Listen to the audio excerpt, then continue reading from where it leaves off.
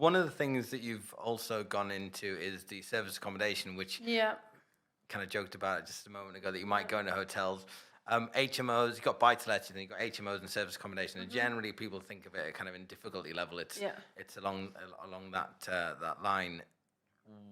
Which do you prefer at the moment? Is Oh, HMO, student rooms all day long. That's why it's the main focus. The service accommodation, this is my personal experience, and I'm always really, really honest. Yeah. That business was very much a 2019 business, and there was so much focus on, right, we're going to become this SA brand, because the opportunity for SA is huge because it's so underserved in terms of experience, customer communication, customer service. So, bringing that Soho House, or Hoxton vibe to the SA Airbnb space, to me, makes commercially a lot of sense. However, 2019, what came after that? COVID did.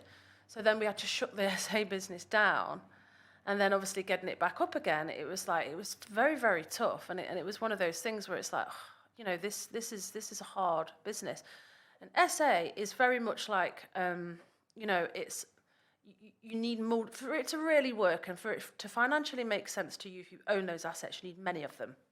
Yeah. And where you make decent money and margin off service accommodation is on the management and on the turnaround. So there is definitely a business opportunity there in terms of SA that maybe one day we'll pursue, but it's definitely not in the next 5 years that we'll look at that.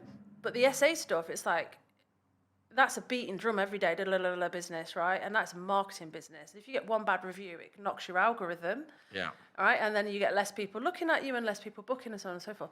Your HMOs, like you're 18 months in advance and you've got your contracts in, you can see that cash. Yeah.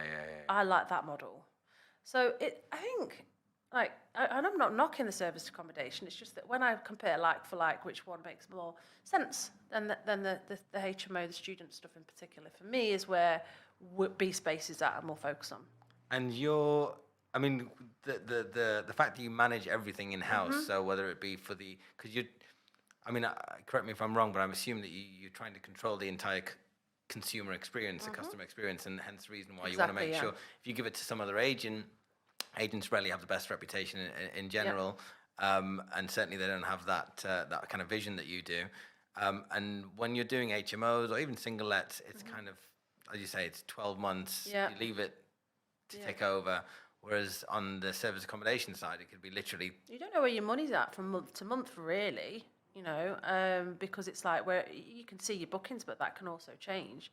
And you're constantly in this cycle of they might be changing every single day, and you get your new person in, and it's quite labor intensive.